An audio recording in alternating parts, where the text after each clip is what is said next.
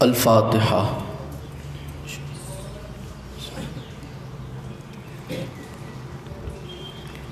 ایاک نعبد و ایاک نستعین اہدنا الصراط المستقیم کما قال اللہ تبارک و تعالی فی شان حبیبہ مخبرا و آمرا ان اللہ و ملائکتہ یصلون علی النبی یا ایہا الذین آمنوا صلوا علیہ وسلموا تسلیما اللہم صلی علی محمد و آل سبحان ربک رب العزت عما یصفون وسلام علی المرسلین والحمد للہ رب العالمین۔ اعوذ باللہ السمیع العلیم من الشیطان اللعین الرجیم بسم اللہ الرحمن الرحیم الحمد للہ رب العالمین والصلاة والسلام علی سید الانبیاء والمرسلین خاتم لما سبق والفاتح لمن غلق المعلن الحق بالحق ابی القاسم محمد اللہم صلی علی محمد وآل محمد وآلہ الطیبین الطاہرین المعصومین المظلومین المنتجبین الذین اذھب اللہ عنہم الرجس وطہرہم تطہیرا۔ اللہم صلی علی محمد وآل محمد لسیما بقیت اللہ المنتظر امام زماننا ھذا روحی و ارواح العالمین لتراب المقدم الفدا عجل اللہ تعالی فرجہ الشریف وسحل اللہ تعالی مخرجہ الشریف ولعنت اللہ دائما باقیہ علی اعدائہم وغاصب حقوقہم ومنکر ولایتہم وفضائلہم ومصائبہم ورحمتہم وعظمتہم اجمعین۔ اما بعد قال سبحانہ وتعالی فی کلامہ المبین بسم اللہ الرحمن الرحیم وعد اللہ الذین آمنوا منکم وعملوا الصالحات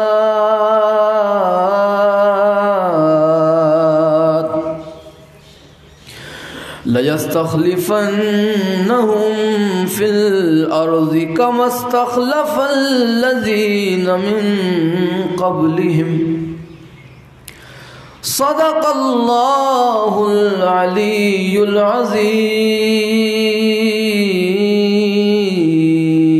العظیم۔ صلوات پر محمد وآل محمد وآل محمد۔ دعا ہے آل محمد کا عظیم اور کریم اللہ اس ذکر پاک کو اپنی بارگاہ میں شرف قبولیت عطا فرمائے۔ مولا بحق محمد و آل محمد جتنے بیمار ہیں انہیں شفا کاملہ و عاجلہ عطا فرمائے۔ مولا جتنے بھی پریشان حال ہیں مشکل کشا کے صدقے میں ان کے مشکل کشائی فرمائے۔ یا مولا وہ منظر جلد سے جلد ہمیں اپنی آنکھوں سے دکھا کہ سیدہ کائنات سلام اللہ علیہا کا روزہ تعمیر ہو جائے۔ یا مولا امام زمانہ کے ظہور میں تعجیل فرما۔ یا مولا امام زمانہ کے ظہور میں جلدی فرما۔ علی والوں کا بول بالا فرما۔ مولا کے دشمنوں کو ذلیل و خوار فرما۔ ولایت علی کے منکروں کو نیست و نابود فرما۔ حق زہرا کے منکروں کو ذلیل و خوار فرما۔ یا مولا جتنے بھٹکے ہوئے ہیں انہیں صراط مستقیم پر لا کے قائم فرما۔ اور مولا جو بھی ولایت علی کے قائل ہیں مولا تمام کو اپنے حفظ و امان میں رکھ۔ یا مولا علی والوں کا بول بالا فرما۔ آل محمد کے دشمنوں کو ذلیل و خوار فرما۔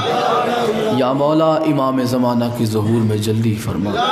یا مولا جن جن حضرات نے دعاؤں کے لیے کہا ہے مولا تمام کی دعاؤں کو مستجاب فرما۔ یا مولا جتنے بیمار ہیں انہیں شفاء کاملہ و عاجلہ عطا فرما۔ دعاؤں کی قبولیت کے لیے اور خوشنودی محمد اور آل محمد کے لیے مل کے صلوات پڑھ دیں محمد اور آل محمد پر۔ اللہم صلی علی محمد و آل محمد۔ سبحان ربک رب العزت عما یصفون وسلام علی المرسلین والحمد للہ رب العالمین۔ جیسا کہ آپ تمام حضرات کے علم میں بخوبی ہوگا کہ پچھلے جمعہ جو گفتگو ہماری گزری،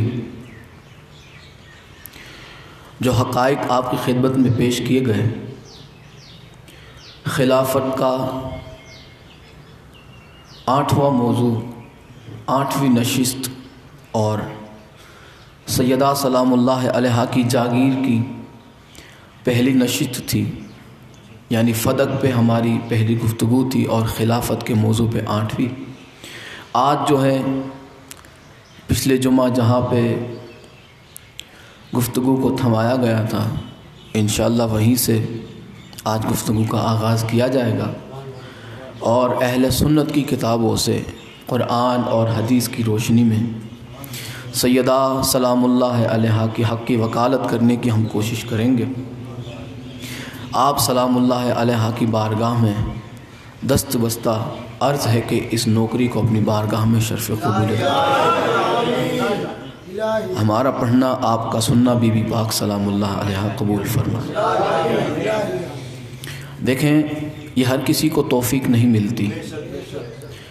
سیدہ طیبہ طاہرہ عالیہ راضیہ مرضیہ شہزادی ام ابیہا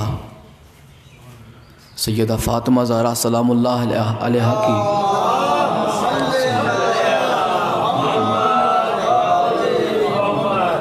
حق کی طرفداری کرنا یہ کوئی گڑیوں کا کھیل نہیں، یہ کوئی مذاق نہیں ہے، بلکہ یہ دنیا اور آخرت کا سوال ہے۔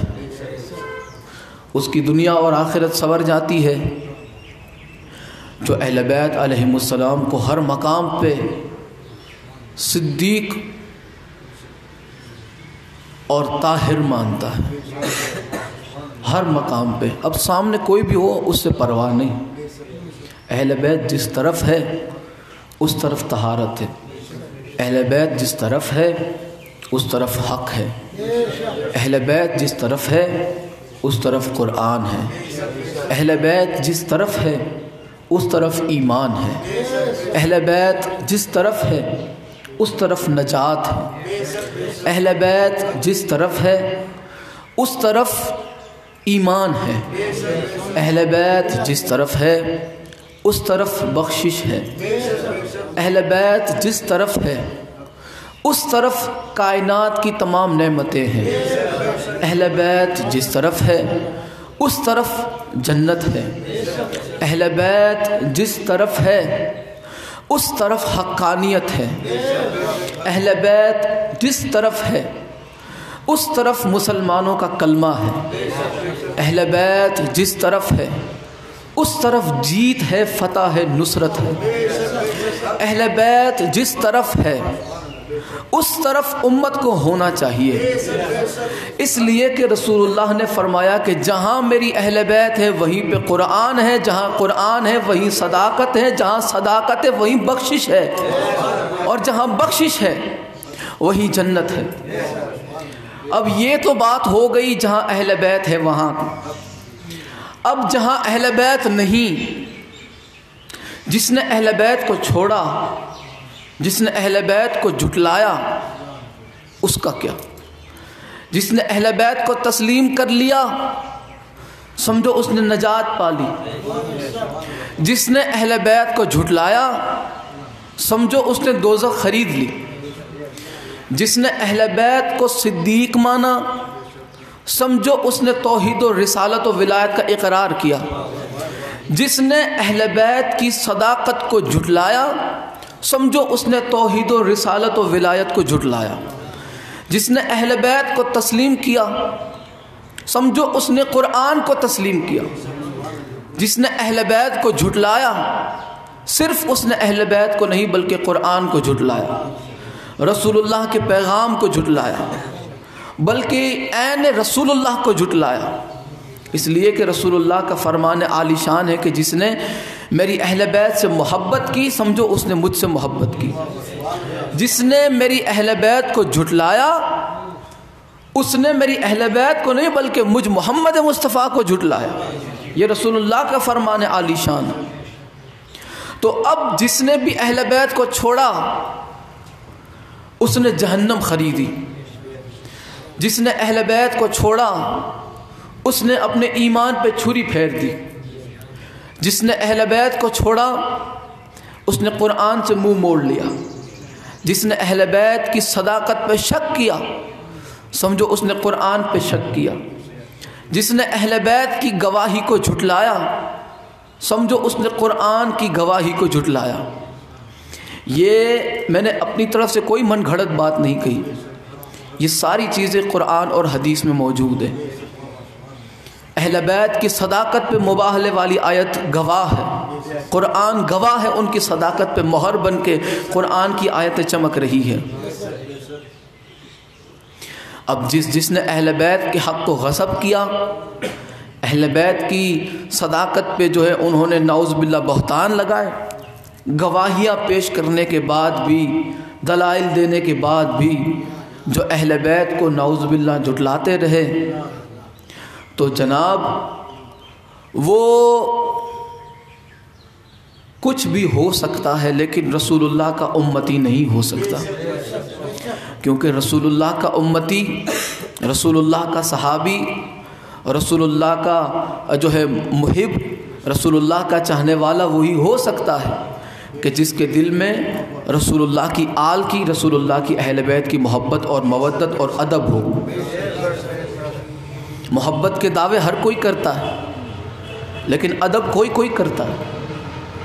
ہر کوئی دعویٰ کرتا ہے کہ ہم اہل بیت سے محبت کرنے والے، لیکن جب بات فدق کی آتی ہے، جب سیدہ کی جاگیر کی بات آتی ہے تو اس طرح وہ سیدہ سلام اللہ علیہا کی بے ادبی پہ اتر آتے ہیں کہ کہتے ہیں نعوذ باللہ وہ تو حق تھا ہی نہیں ان کا، وہ تو نعوذ باللہ حق بنتا ہی نہیں تھا، اور وہ چلی گئی تو حضرت ابو بکر نے تو حدیث سنا دی تو آپ اسی پہ غصہ ہو گئے کہ آپ کو یہ حدیث کیوں نہیں پتہ تھی۔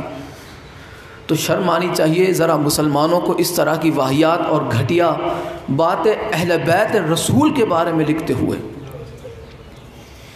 یہاں پہ ہم کوئی فتنہ فساد کرنے کے لیے ممبر پہ آ کے نہیں کھڑے ہوتے، لوگوں کے ذہنوں میں جو غلیظ گندگی بھری ہوئی ہے، مذہب آل محمد کے جو نام پہ لوگوں نے جو جھوٹ پھیلایا، جو دشمنی، جو نفرت لوگوں کے ذہنوں میں بھر دی گئی ہے، مولویوں کے ذہنوں میں جو گندگی ہے وہ گندگی یہ اپنے ذہنوں سے دوسروں کے ذہنوں میں جو ہے ٹرانسفر کر رہے ہیں، دوسروں کے ذہنوں میں یہ گندگی اتار رہے ہیں کہ شیعہ مذہب یہ ہے، صحابہ پہ لعن طعن کرتے ہیں۔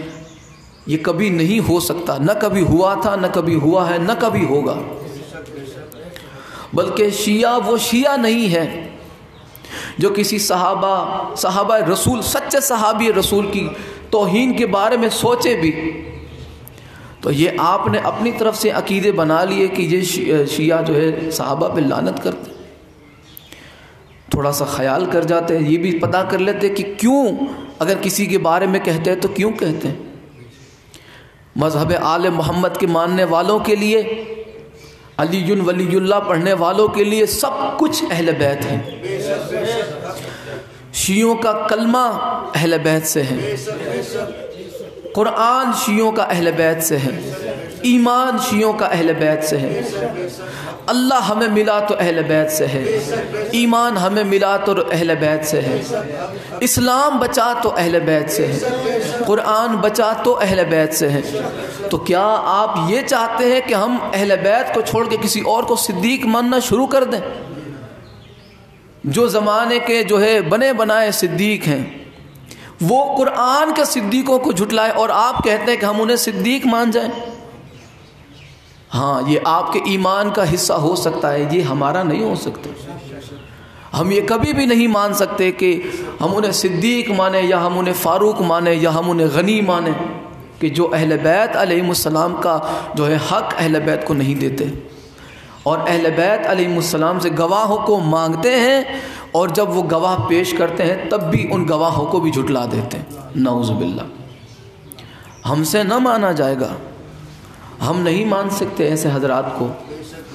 ہمارا کسی کی بھی دل آزاری کرنے کا کوئی ارادہ نہیں۔ ہر مرتبہ جب بھی جو ہے حقائق آپ کی خدمت میں پہنچانے کی کوشش کرتا ہوں، یہ بات ضرور کہتا ہوں کہ ہمارا کسی کا بھی دل توڑنے کا کوئی ارادہ نہیں، کسی کا دل دکھانے کا کوئی ارادہ نہیں، لیکن جس وجہ سے آپ ہمیں گالیاں دیتے ہیں، ہم پہ تہمتیں لگاتے ہیں، شیعہ، رافضی، خارجی، صحابہ کا دشمن اور وغیرہ وغیرہ جتنے بھی لقب تم نے جو ہمارے نام پہ مشہور کیے ہوئے ہیں، مذہب آل محمد کے ماننے والوں کے نام پہ جو مشہور کیے ہوئے ہیں، کم سے کم انصاف پسند لوگ حقیقت جان لیں کہ ہم اگر حضرت ابو بکر کو نہیں مانتے، وجہ بالکل واضح ہے کہ انہوں نے سیدہ کو نہیں مانا، سیدھی سی بات ہے۔ ہم اگر حضرت عمر کو نہیں مانتے، بالکل وجہ بالکل واضح ہے کہ انہوں نے سیدہ سلام اللہ علیہا کے گھر کی بے حرمتی کی، اہل بیت علیہ السلام کی توہین کی۔ ہم حضرت عثمان کو نہیں مانتے، وجہ بالکل واضح طور پہ ہم بتاتے ہیں کہ کیوں نہیں مانتے۔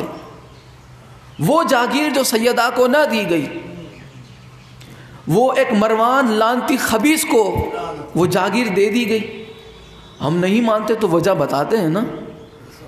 اب آپ کے پاس ماننے کی وجہ ہے، آپ مانیں۔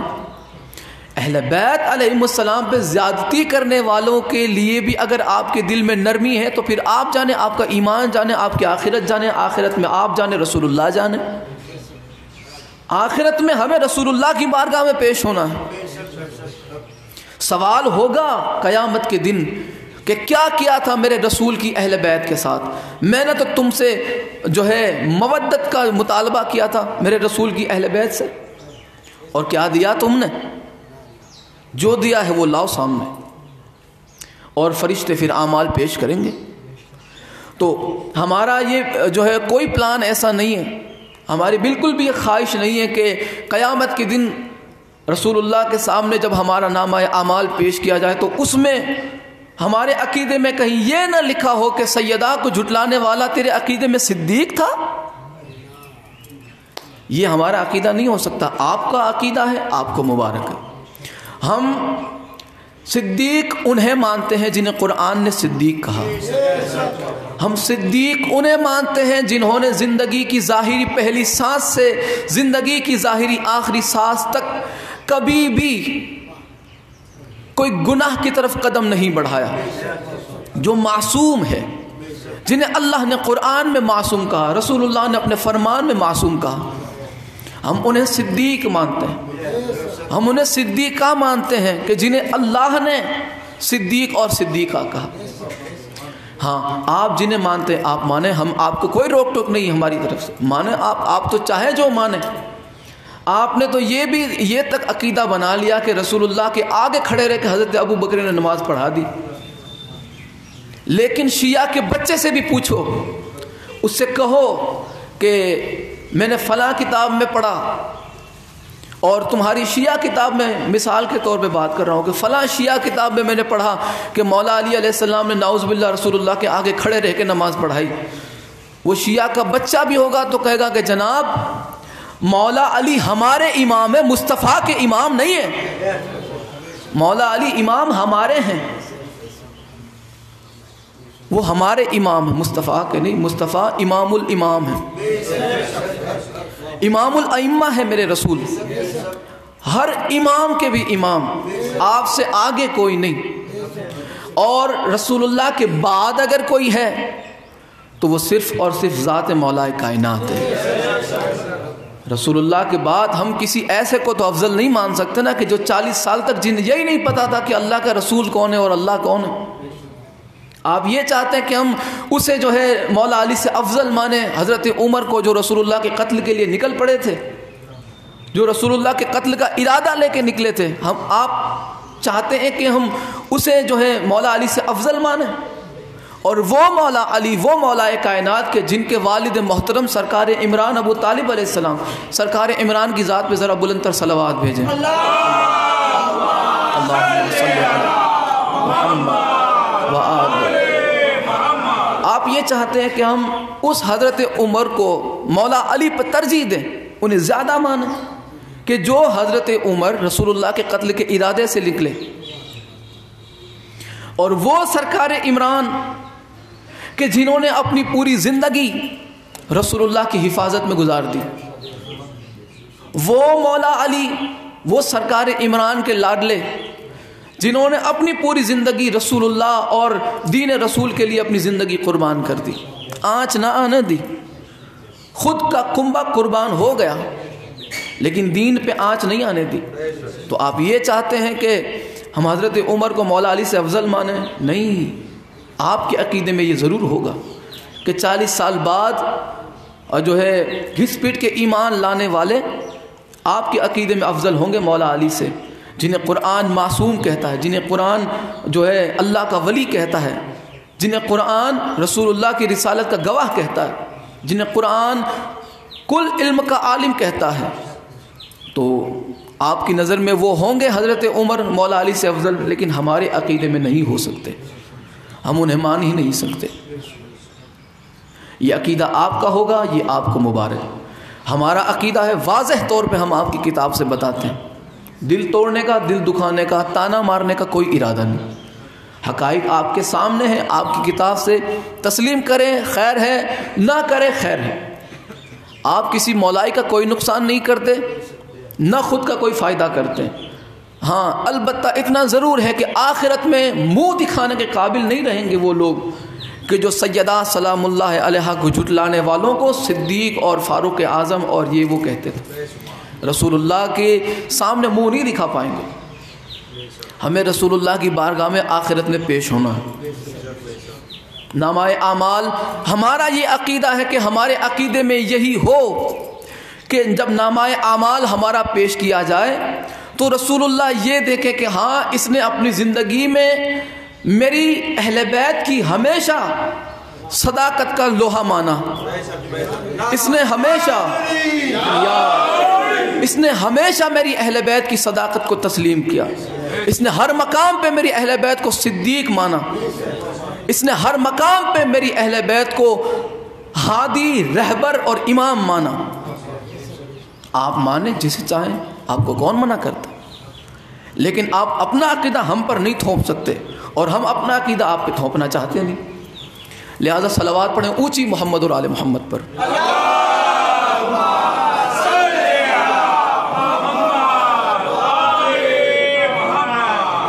پچھلے جمعہ فدق کے جو ہے پہلے حصے میں آپ کی خدمت میں عرض کیا تھا کہ فدق یہ جو جاگیر ہے یہ رسول اللہ صلی اللہ علیہ وآلہ وسلم کی خاص جائیداد تھی، خاص ملکیت، امت کا اس میں کوئی حق نہیں تھا۔ اس کے بعد آپ کو اہل سنت کی کتابوں سے یہ بھی بتایا گیا کہ رسول اللہ نے اپنی زندگی میں ہی وہ فدق سیدہ کو عطا فرما دیا، ٹھیک ہے۔ اس کے بعد سیدہ سلام اللہ علیہا نے اس حق کا مطالبہ کیا رسول اللہ کے دنیا سے جانے کے بعد، اور حضرت ابو بکر نے انکار کر دیا، یہ بھی اہل سنت کی کتابوں سے بتایا گیا۔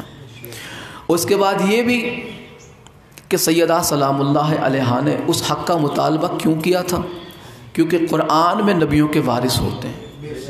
حضرت ابو بکر قرآن سے ٹکراتی ہوئی روایت پیش کر رہے تھے اور سیدہ فاطمہ زہرا قرآن سے دلیل دے رہی تھی۔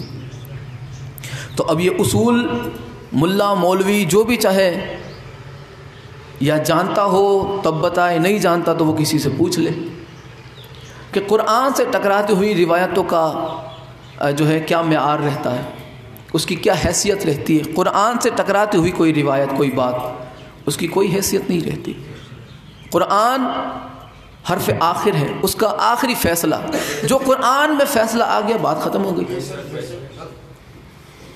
اب آگے آپ دیکھیں کہ میں نے آپ کی خدمت میں عرض کیا تھا کہ ایک اعتراض ہوتا ہے، وہ سب سے بڑا اعتراض یہ ہے کہ وہ یہیں سے رد کرنے کا آغاز کرتے ہیں کہ سورہ بنی اسرائیل جو ہے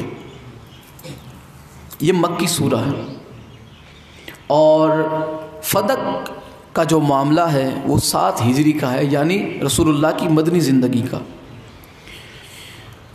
مکی زندگی میں سورہ بنی اسرائیل نازل ہوئی اور مدنی زندگی میں وہ بھی مدنی زندگی کے 7ویں سال ہجری میں 7 ہجری میں خیبر رسول اللہ کے قبضے میں آیا اور اس کے بعد فدق کی جاگیر رسول اللہ کے قبضے میں آئی.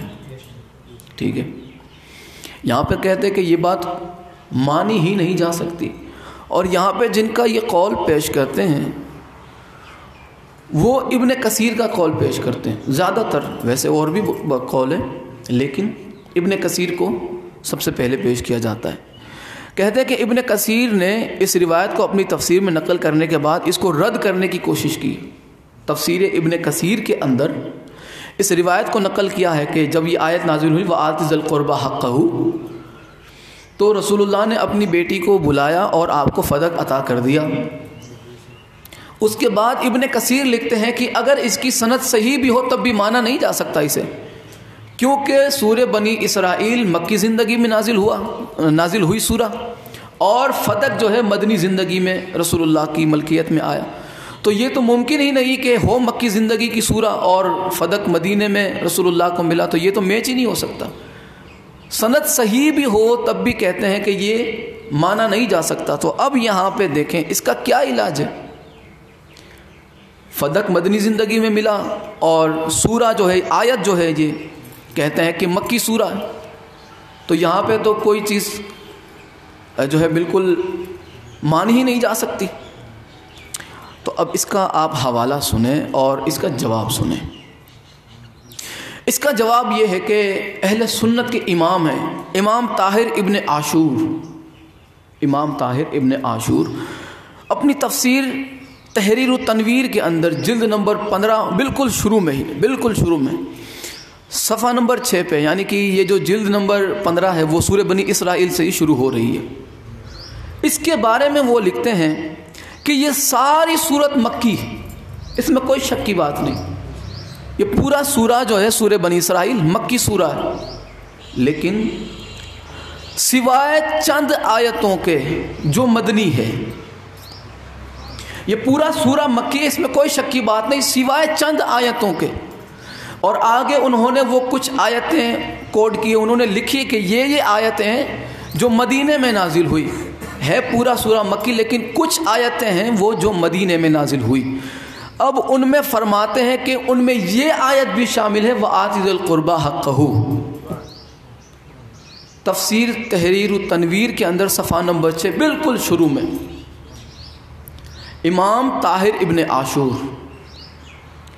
اب یہی بات جو ہے جلال الدین سیوطی نے لکھی تفسیر در منصور کے اندر بھی، اور اس کے علاوہ آپ نے اپنی کتاب لباب النقول فی اسباب النزول کے اندر صفحہ نمبر 161 پہ جلال الدین سیوطی کیا لکھتے ہیں کہ ابن کثیر نے یہ کہا کہ مشکل ہے یہ آیت. اس کی تفسیر میں جو یہ کہا جاتا ہے کہ سرکار رسول اللہ نے اپنی بیٹی کو بلایا وآتِ ذِی الْقُرْبَىٰ حَقَّهُ کی تفسیر میں اور فدق عطا کیا، تو ابن کثیر نے کہا یہ مشکل ہے کیونکہ یہ مدنی سورہ ہے نہیں اور فدق مدینے کا واقعہ ہے اور سورہ مکی ہے. تو یہاں پہ جو ہے جلال الدین سیوطی نے بھی لکھا کہ ابن کثیر نے یہ کہا کہ مشکل ہے کیونکہ اس آیت کے مدنی ہونے میں شبہ ہے. کہتے ہیں شبہ شک ہے، لیکن ابن کثیر کے اس قول کے خلاف ہی اس کا جو قول ہے وہ مشہور ہے. وَآتِ ذِی الْقُرْبَىٰ حَقَّهُ کا جو قول ہے، جو اس کی تفسیر ہے، وہ ابن کثیر کے خلاف مشہور ہے. امید ہے میری بات آپ کو سمجھ آ رہی ہوگی. ابن کثیر نے جو کہا اس کے خلاف مشہور ہے، اور مشہور یہ ہے کہ یہ جو آیت ہے وہ مدنی آیت ہے. جس طرح سے امام طاہر ابن عاشور نے لکھا کہ سوائے چند آیتوں کے یہ سورہ مکی ہے، اور جو مدنی آیتیں ہیں ان میں وآتِ ذِی الْقُرْبَىٰ حَقَّهُ بھی موجود ہے. جلال الدین سیوطی نے بھی یہی لکھا. ابن کثیر نے جو لکھا اس کے خلاف جو مشہور روایت ملتی ہے وہ یہ ہے کہ یہ آیت مدنی ہے. ابن کثیر نے جو لکھا اس کے خلاف مشہور یہ ہے کہ یہ آیت وآتِ ذِی الْقُرْبَىٰ حَقَّهُ مدنی ہے. اس کے علاوہ اور بھی کچھ آیتیں ہیں جو مدنی ہیں. اب آگے دیکھیں آپ، ایک اور امام کا میں قول یہاں پہ اہل سنت کے امام ہیں ان کا قول نقل کرنے لگا ہوں. امام شیخ عبد الرحمن لکھتے ہیں اپنی کتاب تسہیل الوصول الی معرفت اسباب النزول، تسہیل الوصول الی معرفت اصحاب النزول، اسباب النزول، اس کے صفحہ نمبر 205 پہ لکھتے ہیں کہ ابن کثیر نے کہا ہے کہ یہ مشکل ہے کیونکہ اس آیت کے مدنی ہونے میں شبہ ہے، لیکن یہ اس کے برخلاف مشہور ہے، اور ابن مردویہ نے بھی ابن عباس سے اسی کے مثل روایت نقل کی ہے۔ پتہ چلا کہ سورہ بنی اسرائیل جو ہے بے شک وہ مکی سورہ ہے، لیکن سوائے چند آیتوں کے جن میں وآتی ذی القربی حقہ بھی موجود ہے۔ ہاں اب جس نے ڈھکوسلے کرنے ہیں وہ کریں، جنہیں نہیں ماننا وہ تو آپ چاہے زمین آسمان ایک کر دیں، وہ نہیں ماننے والے۔ لیکن ہماری طرف سے جو وضاحت آپ کی خدمت میں پیش کی جا رہی ہے وہ کسی کو جو ہے جلانے کے لیے نہیں، ہاں مومنین کے دل کی تسلی کے لیے، کیونکہ انہیں سوالات کیے جاتے ہیں کہ یہ تو ہو ہی نہیں سکتا، شروع ہی یہیں سے کرتے ہیں وہ لوگ کہ یہ تو ہے مکی سورہ اور یہ مدینے کی بات ہے، کیسی بات کرتے ہو؟ تو یہاں پہ وضاحت ہو گئی آپ کے سامنے، ہو گئی نہیں ہو گئی کہ یہ سورہ مکی بے شک ہے، لیکن وآتی ذی القربی حقہ سمیت اور بھی کچھ آیتیں ہیں جو مدنی ہے۔ پتہ چلا کہ رسول اللہ نے، اسی لیے جلال الدین سیوطی نے اپنی تفسیر در منصور کے اندر یہ لکھا، اور اسباب النزول کے اندر بھی، دونوں کتابیں جلال الدین سیوطی کی، یہ آیت لے کے آئے اور اس کی تشریح میں آپ نے لکھا کہ رسول اللہ نے ابو سعید خدری سے روایت نقل کی کہ رسول اللہ نے یہ آیت نازل ہونے کے بعد، فدق آپ کی ملکیت میں آ جانے کے بعد آیت نازل ہوئی وآتی ذی القربی حقہ، کہ قرابت دار کو اس کا حق دے دو۔ تو رسول اللہ نے صلی اللہ علیہ وآلہ وسلم نے اپنی شہزادی فاطمہ زہرا سلام اللہ علیہا کو بلایا اور فدق کی جاگیر آپ کو عطا کر دی، بحکم خدا یہ میں تمہیں سونپتا ہوں۔ صلوات بھیجے محمد اور آل محمد۔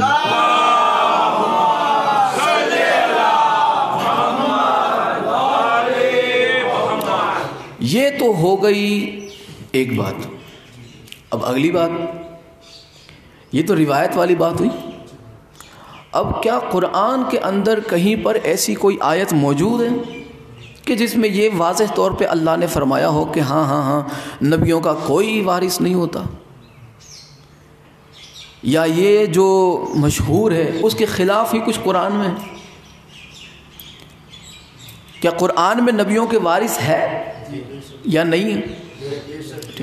تو آئیے ہم قرآن سے جان لیتے ہیں، اس کے بعد تو پھر اگر کوئی بحث کرتا ہے تو کرتا رہے، قرآن سے دلیل سب سے مضبوط ہوتی ہے، ٹھیک ہے؟ دیکھیں قرآن میں نبیوں کے وارث ہے یا نہیں ابھی پتہ چل جائے گا، اگر نہیں ہے تب بھی اور ہے تب بھی۔ اللہ قرآن کریم میں سورہ نساء آیت نمبر 33 میں فرماتا ہے وَلِكُلِّ جَعَلْنَا مَوَالِيَ مِمَّا تَرَكَ الْوَالِدَانِ وَالْأَقْرَبُونَ، کیا فرماتا ہے اللہ کہ اور ہم نے ہر ایک کے لیے چھوڑے ہیں وارث اس مال سے جو چھوڑ جائے ماں باپ اور قریبی رشتہ دار، یعنی ماں باپ یا رشتہ دار جو بھی کچھ چھوڑ جائیں دنیا کے اندر اس کے وارث ہم نے مقرر کیے، کوئی نہ کوئی وارث ضرور ہے۔ یہاں پہ لفظ کل ہے، کل سمجھتے ہیں سب، حضرت آدم علیہ السلام ظاہری دنیا کے پہلے بشر سے لے کے آخری تک، قیامت میں جو آخری جو بشر ہوگا وہاں تک اللہ نے فرمایا کہ ہم نے سب کے لیے کوئی نہ کوئی وراثت رکھی۔ ماں باپ اگر کچھ چھوڑ جائیں یا رشتہ دار کچھ چھوڑ جائیں تو ان کے وارث ہیں، ان کے وراثت ہے۔ تو کیا یہاں پہ کوئی ایسا لفظ موجود ہے کہ جس میں اللہ نے فرمایا ہو کہ یہاں کل میں صرف بشر ہیں جو عام انسان امتی ہے، نبیوں کا اس میں کوئی ذکر نہیں؟ ایسا ہے یہاں پہ کچھ نہیں؟ پتہ چلا کہ اس کل میں انبیاء بھی موجود ہیں، کیونکہ انبیاء کبھی نہ کبھی کہیں نہ کہیں کسی نہ کسی کے والد ضرور ہوئے۔ اب آئیں اگلی آیت میں کیا اللہ فرماتا ہے۔ سورہ بقرہ کی آیت نمبر 180 میں اللہ فرماتا ہے کتب علیکم اذا حضر احدکم الموت ان ترک خیرا الوصیۃ للوالدین والاقربین بالمعروف حقا علی المتقین۔ دیکھیں یہاں بھی اللہ کیا فرماتا ہے کہ فرض کیا گیا ہے تم پر کہ جب تم میں سے کسی کی موت آ جائے تو وہ کچھ مال چھوڑے وصیت کر کے اپنی والدین کے لیے اور قریبی رشتہ داروں کے لیے اور انصاف کے ساتھ، اور ایسا کرنا حق ہے متقین کا۔ اللہ نے فرمایا کہ جو متقین ہے ان پہ ہم نے فرض کیا ہے کہ وہ جب بھی دنیا چھوڑے تو وہ وصیت کر کے جائے اپنے رشتہ داروں کے لیے، اپنی اولاد کے لیے کچھ نہ کچھ وراثت، کچھ نہ کچھ ورثہ، کچھ نہ کچھ جائیداد جو بھی ہے اس کے پاس وہ وصیت کر کے جائیں۔ اب یہ کس پہ فرض ہے؟ متقیوں کے۔ کس پہ فرض ہے؟ پرہیزگار۔ اب کائنات میں رسول اللہ سے بڑا پرہیزگار دکھائیں، کائنات میں رسول اللہ سے بڑا کوئی متقی دکھائیں۔ یہاں پہ اللہ فرماتا ہے کہ میں نے متقیوں پہ فرض کیا ہے کہ وہ جب بھی دنیا چھوڑیں، دنیا سے جائیں تو وہ وصیت کر کے جائے اپنی اولاد یا رشتہ داروں کے لیے وراثت کے معاملے میں وصیت کرے۔ اور کیا لگتا ہے کہ رسول اللہ صلی اللہ علیہ وآلہ وسلم یہ آیت امت کو سنا رہے ہیں اور آپ نعوذ باللہ اپنی اولاد کے لیے کچھ بھی وصیت کر کے نہیں جاتے؟ یعنی کہ اب یہ تو نعوذ باللہ رسول اللہ کی سیرت پہ آپ جو دھبا لگانے والی باتیں کر رہے ہیں۔ رسول اللہ خود تو امت کو جو ہے فرمان خدا سنا رہے ہیں، خود تو امت کو یہ سبق دے رہے ہیں کہ جاؤ دنیا چھوڑ کر تو پہلے وصیت کچھ کر کے جاؤ، کچھ ورثہ چھوڑو اپنی اولاد کے لیے، رشتہ داروں کے لیے، اور آپ نعوذ باللہ رسول اللہ کوئی ورثہ اپنی اولاد کے لیے نہیں چھوڑے۔ کتنی بڑی تہمت ہے یہ رسول اللہ پہ۔ تو ایسا تو عقیدہ آپ کا ہو سکتا ہے کہ آپ ناطق قرآن کو، قرآن سنانے والے کو، بلکہ قرآن لانے والے کو، جس نے ہم تک پہنچایا، قرآن پہنچانے والے پہ آپ تو تہمت لگا رہے ہیں۔ اللہ تو فرماتا ہے کہ متقیوں پہ ہم نے فرض کیا ہے کہ وہ اپنی آل اولاد کے لیے، اپنے رشتہ داروں کے لیے کچھ نہ کچھ وراثت چھوڑ کے جائیں اور وصیت کریں۔ تو اب یہاں پہ کوئی ایسی چیز آپ کو نظر آئے کہ جس میں اللہ نے یہ بھی فرمایا ہو کہ ہاں اس سے مراد انبیاء نہیں؟ کیا انبیاء کی اولاد نہیں ہے؟ کیا انبیاء کے پاس کبھی کوئی جائیداد نہیں آئی، کوئی مال نہیں آیا؟ کیا انہوں نے کبھی کسی کو وراثت نہیں دی؟ ابھی پتہ چل جائے گا وراثت تھی یا نہیں تھی انبیاء کی۔ چلو یہ تو عام بات ہو گئی، کل کے لیے بات ہو گئی۔ اب یہاں پہ اگلی آیت جو ہیں جو میں آپ کی خدمت میں پیش کرنا چاہتا ہوں، بالکل واضح پتہ چل جائے گا کہ انبیاء کے وارث ہوتے ہیں یا نہیں ہوتے، بالکل واضح آپ کو پتہ چل جائے گا۔ دیکھیں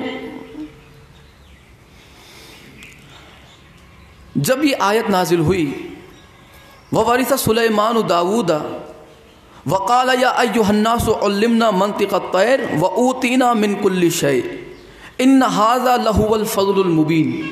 یہ اللہ نے قرآن کریم میں فرمایا۔ اب اس آیت کی تفسیر میں جلال الدین سیوطی، یہ تفسیر در منصور کے حوالے سے میں نے آپ کی خدمت میں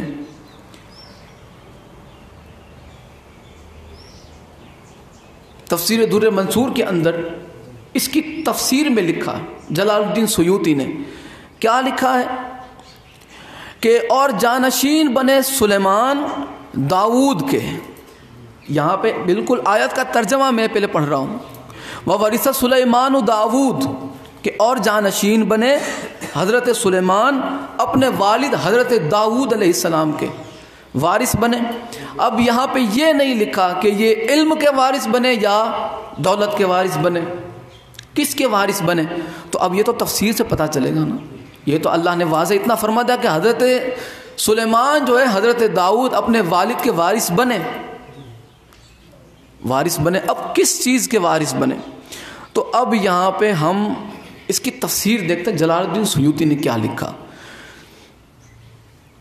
لکھتے ہیں کہ امام عبد بن حمید اور ابن منذر اور ابن ابی حاتم رحمہم اللہ نے حضرت قتادہ رحمۃ اللہ علیہ سے وَوَرِثَ سُلَيْمَانَ داؤد کی یہ تفسیر نقل کی ہے کہ حضرت سلیمان علیہ السلام حضرت داؤد علیہ السلام کی نبوت، یعنی حضرت سلیمان اپنے والد حضرت داؤد علیہ السلام کی نبوت، آپ کے ملک اور آپ کے علم کے وارث بنے ہیں۔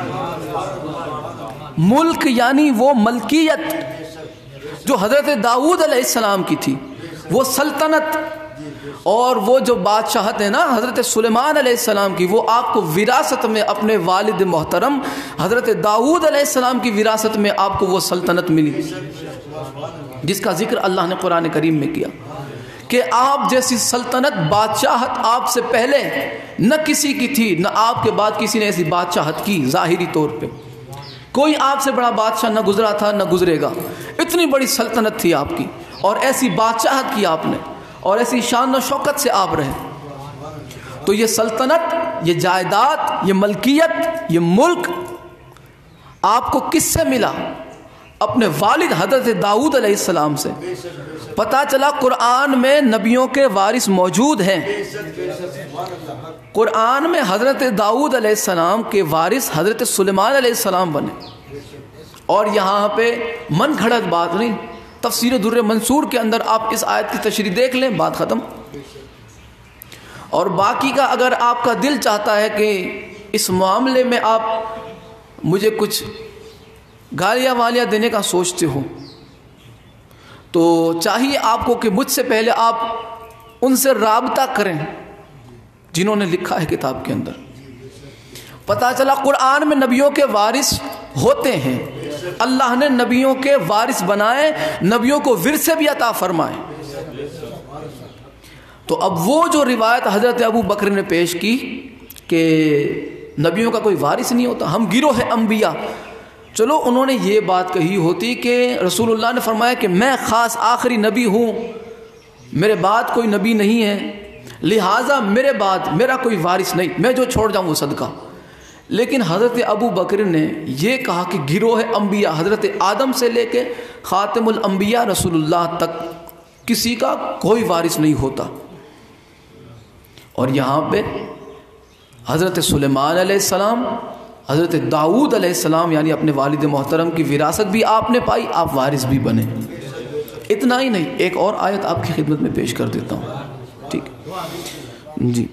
اب یہ ہے سورہ مریم، آیت نمبر 5 اور 6، اور انشاءاللہ آج کی گفتگو تمام۔ دیکھیں جناب زکریا علیہ السلام نے اللہ کی بارگاہ میں دعا کی، سورہ مریم کے اندر بالکل شروع میں 5 اور 6 آیت ہے۔ حضرت زکریا علیہ السلام اللہ کی بارگاہ میں دعا کر رہے ہیں کہ فَهَبْ لِي مِن لَّدُنْكَ وَلِيًّا يَرِثُنِي وَيَرِثُ مِنْ آلِ یعقوب۔ حضرت زکریا دعا کر رہے ہیں، آپ کی عمر بہت زیادہ، یعنی کہ تفسیر میں لکھا ہوا ہے کہ آپ کی عمر 100 سال سے بھی زیادہ تھی یا اس کے قریب، حضرت زکریا علیہ السلام کی۔ اور آپ نے اللہ کی بارگاہ میں دعا کی کہ یا اللہ مجھے ایک ولی عطا کر،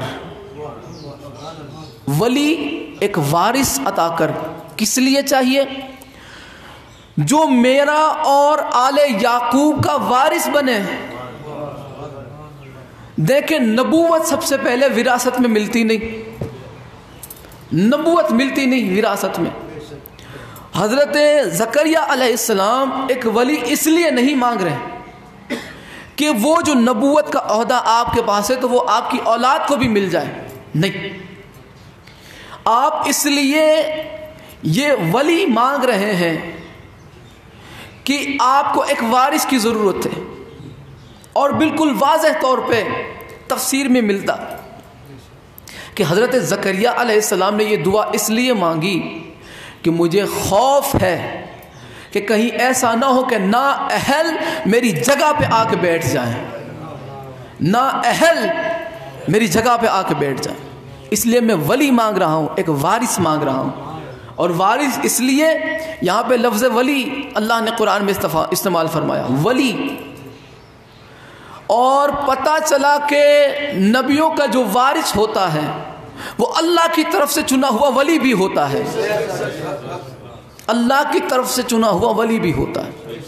تو حضرت زکریا علیہ السلام نے اللہ کی بارگاہ میں دعا کر کے وارث مانگا۔ تو جناب جب ورثہ ہوتا نہیں تو وارث مانگا کیوں جاتا ہے؟ اور وہ بھی قرآن میں، بخاری شریف میں نہیں، قرآن کے اندر موجود ہے۔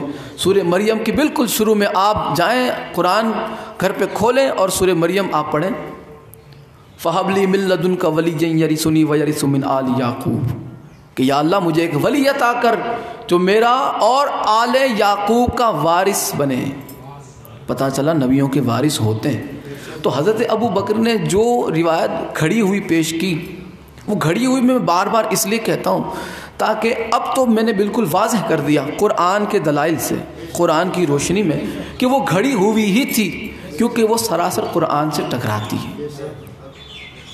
قرآن میں اولاد کے لیے ورثہ چھوڑنے کا متقیوں کو حکم فرض ہے، اور یہاں پہ تو بالکل واضح اللہ نے فرما دیا کہ ہاں حضرت سلیمان جو ہے حضرت داؤد کے وارث بنے، اور جلال الدین سیوطی نے ہمارا کام آسان کر دیا۔ تو جو فتوے جو لگانا ہے آپ کو لگائیں جلال الدین سیوطی پہ، ہماری جان نہ کھائیں۔ آپ جو اعتراض کرتے ہیں ہم آپ کی کتاب سے اس کا جواب پیش کر دیتے ہیں۔ چلیے آخری حوالہ جو ہے اگلی گفتگو جو آنے والے بیان میں انشاءاللہ تاکہ آسانی ہو جائے، آخری حوالہ اور آج کی گفتگو تمام۔ یہ تو قرآن سے ہو گیا کہ نبیوں کے وارث ہوتے ہیں، نبیوں کے وارث ہوتے ہیں، یہ بات قرآن میں واضح طور پہ پتہ چل گئی۔ اب آپ دیکھیں کہ ایک روایت بخاری کے اندر ایسی ہے کہ شاید مولویوں کا اس پہ دھیان نہیں گیا، اس پہ توجہ ان کی گئی نہیں، ممکن ہے ایسا ہو سکتا ہے۔ دیکھیں کیا لکھا ہے، حضرت ابو ہریرہ سے روایت ہے، حضرت ابو بکر نے کیا کہا؟ حضرت ابو بکر نے فرمایا کہ بھائی نبیوں کا کوئی وارث ہوتا ہی نہیں، کوئی وارث نہیں ہوتا، لیکن یہاں پہ حضرت ابو ہریرہ سے بخاری کے اندر ایک عجیب روایت موجود ہے اور بڑی دلچسپ ہے۔ حضرت ابو بکر نے کہا کوئی وارث نہیں ہوتا، لیکن حضرت ابو ہریرہ کچھ اور کہہ رہے ہیں۔ دیکھیں کیا فرماتے ہیں، حضرت ابو ہریرہ سے منقول ہے، فرماتے ہیں کہ رسول اللہ نے فرمایا کہ میرے وارث میرے بعد 1 دینار بھی نہ بانٹیں، میں جو چھوڑ جاؤں اس میں سے میرے عاملوں کی تنخواہ اور میری بیویوں کا خرچہ نکال کر باقی سب صدقہ ہے۔ ایک بات تو آسان کر دی حضرت ابو ہریرہ نے، فرماتے ہیں کہ رسول اللہ نے فرمایا کہ میرے وارث میرے بعد، یعنی حضرت ابو ہریرہ مان گئے کہ نبیوں کے وارث ہوتے ہیں،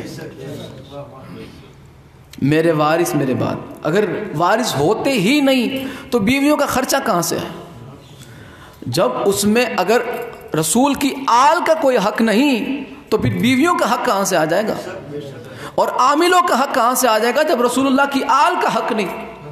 سب سے پہلا حق تو اولاد کا ہوتا ہے، سب سے پہلا حق تو جو ہے آل کا ہوتا ہے، اور یہاں پہ آل کو کچھ بھی دینے سے انکار کر کے بیویوں کا خرچہ نکالا جا رہا ہے، اسی مال میں سے جو مال رسول کی آل کو دینے سے انکار کر دیا۔ کیا کہنے آپ کے اس دوگلے پن کے، آپ اپنی باتوں پہ توجہ ہی نہیں کرتے، یا اپنی کتابیں ذرا آپ خود کھول کے نہیں پڑھتے۔ لکھا ہے بالکل واضح طور پہ کہ حضرت ابو ہریرہ نے فرمایا کہ رسول اللہ فرماتے میرے وارث میرے بعد، تو بات ختم ہو گئی۔ یعنی حضرت ابو ہریرہ فرماتے ہیں کہ نبیوں کے وارث ہوتے ہیں، وارث نہیں ہوتے تو پھر یہ خرچے کی بات کہاں سے آئی، یہ عاملوں کے پگار کی بات کہاں سے آئی؟ نہیں ہوتا تو پھر کسی کا نہیں ہوتا، ہوتا ہے تو پہلے آل کا ہوتا ہے، بعد میں سب کا ہوگا۔ تو ہم ہمیشہ اپنی آخرت سنوارنے کے لیے رسول اللہ کی آل کا دفاع کرتے تھے، کرتے ہیں، آگے بھی کرتے رہیں گے۔ آخرت میں رسول اللہ کو منہ دکھانے کے لیے، دنیا میں لوچے لباچے کے لیے نہیں، دنیا میں کسی بھی واہوائی کے لیے نہیں، آخرت میں رسول اللہ کو منہ دکھانے کے لیے۔ یہ جو ہم اہل بیت علیہم السلام کے حق کی طرفداری کرتے ہیں وہ کسی کو دکھانے کے لیے نہیں، سیدہ سلام اللہ علیہا کی بارگاہ میں خراج عقیدت پیش کرنے کے لیے۔ ہم چاہے جتنے بڑے گناہ گار ہیں، چاہے جتنے بڑے سیاہ کار ہیں، چاہے جتنے بڑے بدکار ہیں، ہماری عبادت ہمیں پتہ ہے اللہ کی بارگاہ میں قابل قبول نہیں ہوگی، لیکن ہماری جو مودت محبت ہے اہل بیت سے، یہی ہماری بخشش کا ذریعہ ہے۔ ورنہ تو اللہ نے سورہ ماعون کے اندر بھی دیکھیں نمازیوں کو اللہ نے جو ہے فرمایا کہ میں جہنم میں ڈالوں گا.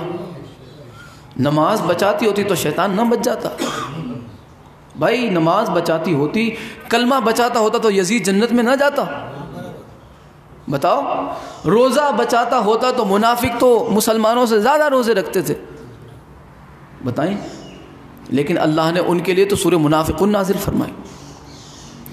تو ہمارا کوئی بھی عمل قابل قبول اللہ کی بارگاہ میں ممکن ہے نہ ہو, لیکن ایک چیز جس پہ ہمیں فخر ہے, ہر مولائی فخر کرتا ہے اور کرتا رہے گا, نسبت محمد اور آل محمد, مودت اہل بیت.